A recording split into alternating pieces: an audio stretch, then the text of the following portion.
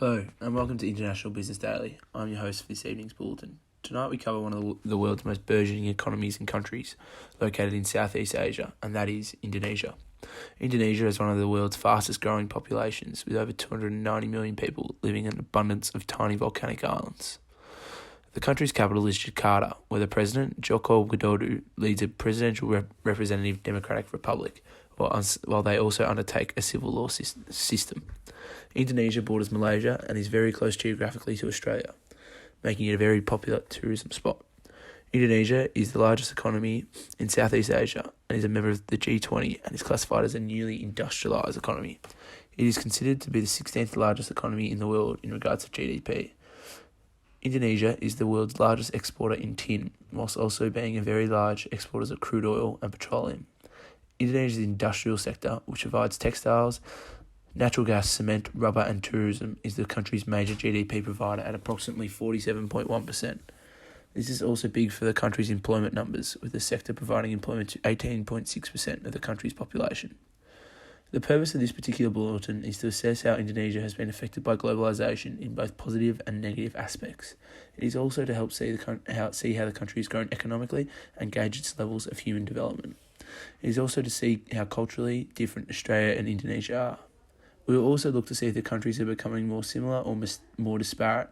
Finally, using the David Ricardo's arguments, we look at what industries Indonesia should look to utilise and find comparative advantage, while also looking at Australia's best choices.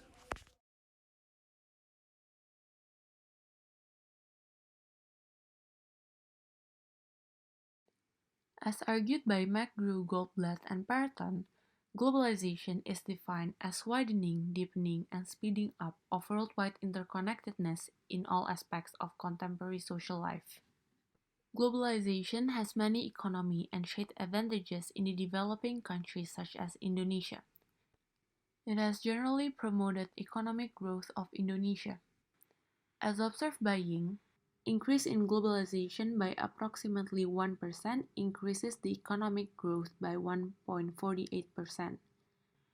This is also followed with a steady inflation. This followed a rapid increase in the price level during the Asian crisis driven by the sharp depreciation of the rupiah. It also has an impact to the total factor productivity growth. Economies in Asian countries, including Indonesia, tend to perform well in the result of globalization. The GDP growth of Indonesia has been increasing due to the growth of investment such as increase in the capital stock and education-adjusted employment. As a result, free trade agreement has contributed to a greater economic activity and job creation, in which provide opportunities for big and small businesses. It also delivers enhanced trade and investment opportunities that contribute to the economic growth of Indonesia. It is represented by the government making policies for more open international trade while maintaining an open capital account. It is believed that the country will gain significant net benefits from its participation in international trade. The policy is made in order to enhance the economy's international competitiveness, since the government believes that Indonesia is able to retain full benefit from its development in the global economy. Globalization also impacts positively on the labor market as working conditions have been improved, especially in manufacturing. The increase in integration of labor markets has also reduced the wage gap among workers in advanced and emerging market economies. Improvement in income, working facilities, medical benefits, safety consideration, and transport opportunities have greatly contributed in the expanding manufacturing industry as compared with agriculture. However, it also gives negative impacts towards Indonesia. Globalization in Indonesia was driven by international trade in industrialization. In the year 1975 to 1980s, Indonesia's economy grew by 7.5% annually. However, from mid-1980s, the economic growth has slowed down, which results a reduction of trade barriers and increased integration of the country through trade and financial flows. Globalization and increasing trade openness have unintended consequences for emerging market economies, since the economy has become more responsive to the global economic and financial cycle. Moreover, globalization has resulted the automation in the manufacturing sector to grow, which caused the growth of formal jobs has continued to decline after the GFC. Meanwhile, the number of informal jobs has grown slightly. This is a concern since lower quality jobs imply lower wages. Since more individuals in developing countries are not employed in the formal labor market, it potentially results in expanding wealth inequality. Overall, Indonesia has been a winner as a result of globalization. This is because globalization allows Indonesia to increase its competitiveness in the international market through the development in global economy. The result in economic growth, which is contributed by the increase in trade and investment opportunities, also support a positive impact for the labor market as it increases the working condition and productivity.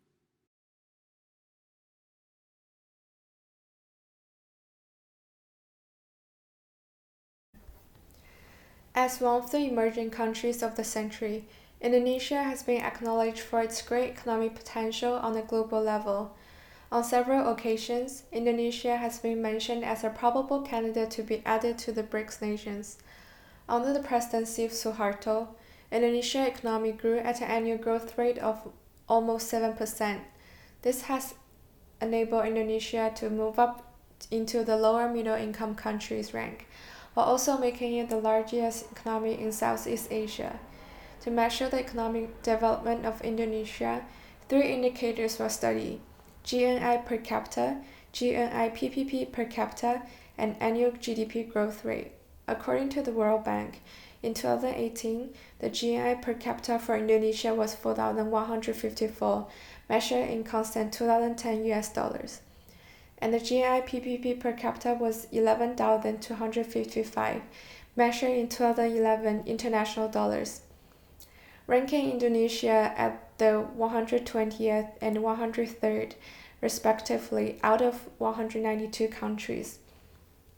Despite the relatively low ranking, the size of the economy is still substantial, considering its large population of 260 million people, making it the 16th largest economy in the world in terms of GDP. Indonesia has also shown steady and promising growth for the past 2 decades, with an annual growth rate of around 5%. Even during the global financial crisis in 2008, Indonesia was still able to realize a growth rate of 4.6%. Although the economic growth seems to slow down in recent years, under the influence of the slowing global economic growth, it is still expected by many institutions that its economic growth pace will accelerate again in the near future. The economic risk under the current government has also decreased, as indicated by the falling public and private debt, growing international reserves, and an inflation rate that is under control, which suggests good economic stability.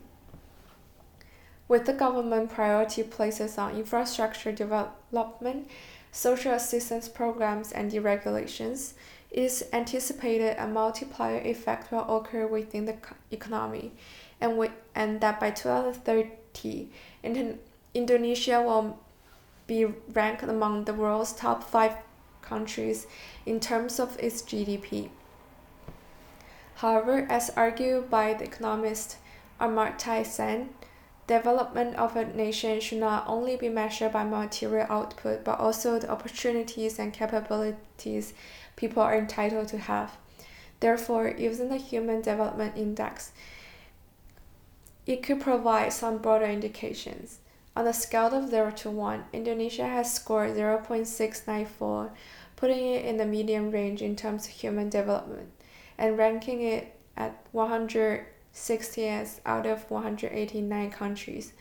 While the score is not particularly favorable, it has nevertheless demonstrated an increase of 31.4% since 1990, with the HDI score of only 0.528.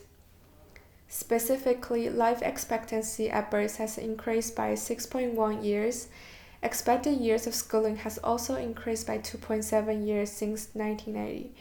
However, inequality still remains one of the biggest problems in Indonesia, with a large population clustered just above the poverty line, and the wealth of 0.02% of the population, generating one quarter of Indonesia's GDP.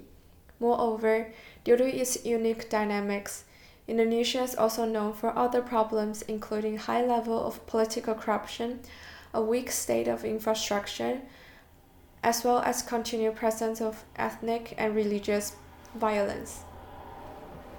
Therefore, investment in Indonesia should be considered cautiously. While economic development remains the primary concern when entering the Indonesian market, the complex factor in human development could pose great threats to the Australian firm when given insufficient consideration. In addition, economy and human development usually is proven to go hand in hand with one another.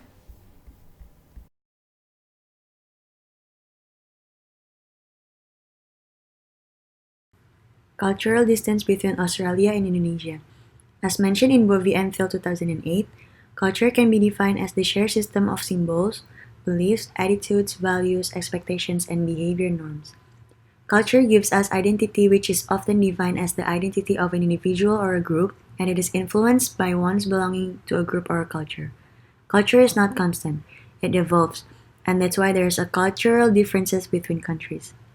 In this case, I would use two theories that are applied for cultural differences between Australia and Indonesia. The first theory is Geer Hofstede studied how culture relates to values in the workplace. He isolated 6 dimensions that summarize different cultures. The second theory is Hall's culture dimensions. According to Hall's, nonverbal communication can be classified into 3 categories.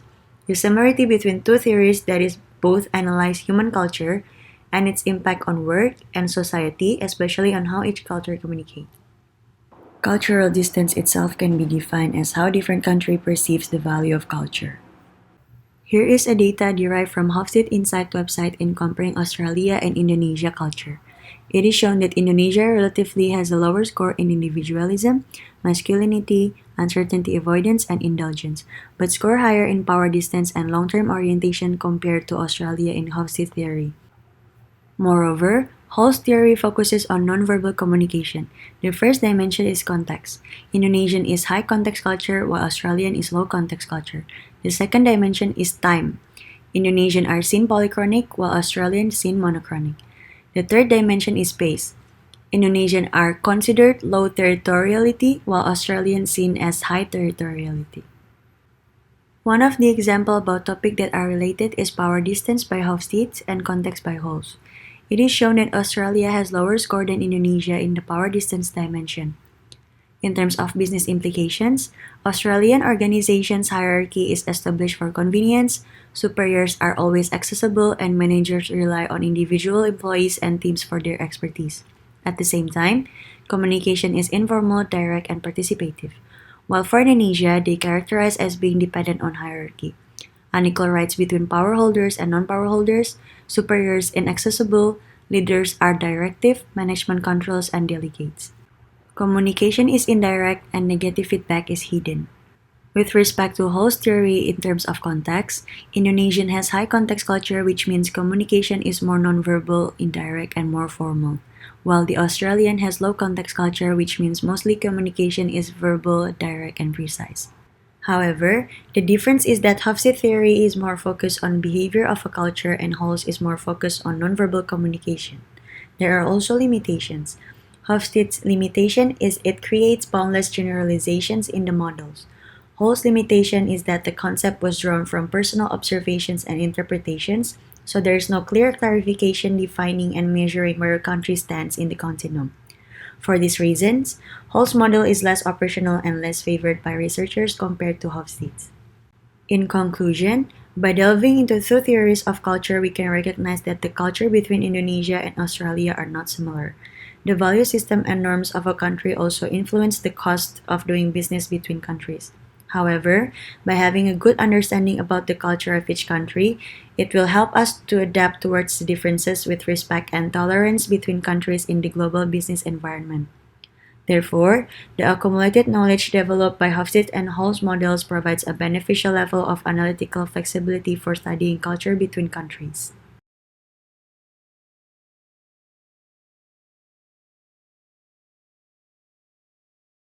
Dave Ricardo, in his book The Principles of Political Economy and Taxation 1817, suggests that if a country has an absolute advantage, that is, the goods a country produces most efficiently in all goods, it should only produce those with a comparative advantage and buy the goods they produce less efficiently. For example, Australia may produce 1 tonne of beer per 10 units of resources, and 1 tonne of honey per 15 units of resources. New Zealand, however, produced 1 tonne of beer per 12 units of resources and 1 tonne of honey per 20 units of resources. Even though Australia has an absolute advantage in both the production of beer and honey over New Zealand, comparatively it produces beer more efficiently and therefore should still buy honey whilst producing beer.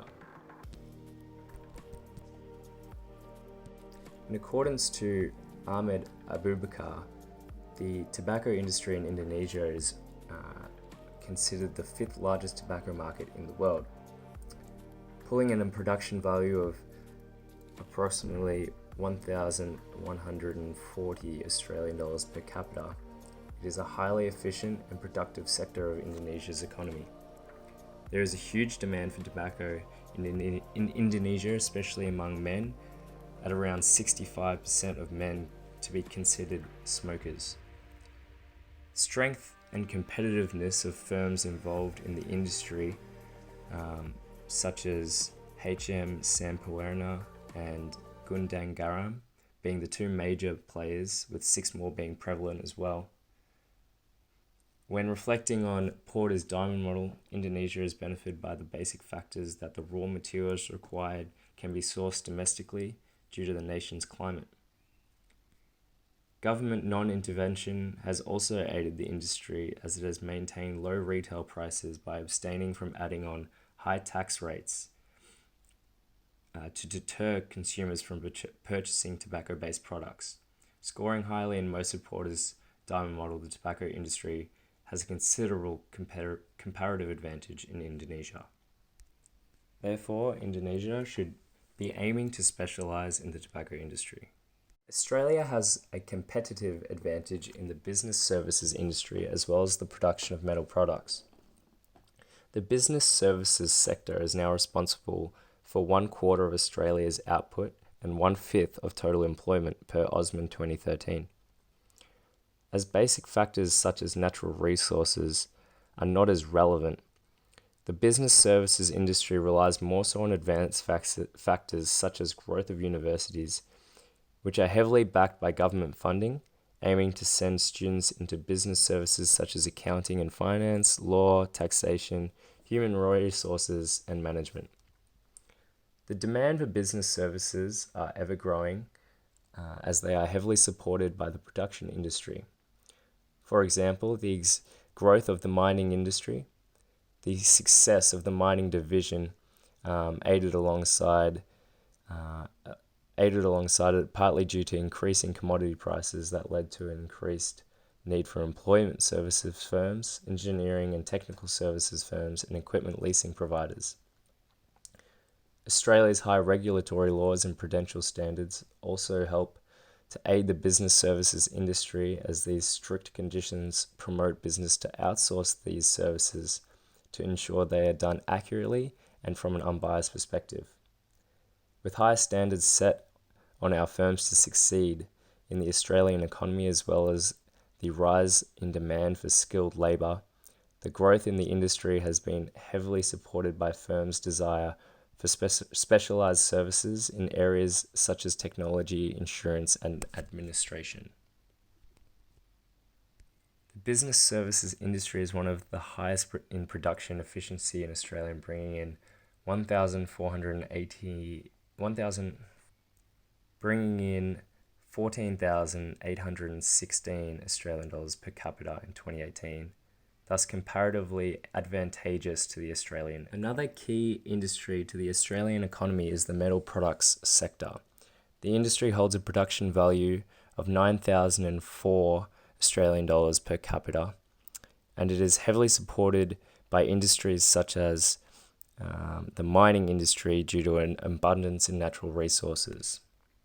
The steel industry is also pivotal to the construction and infrastructure industry, creating high demand for quality steel and metal products.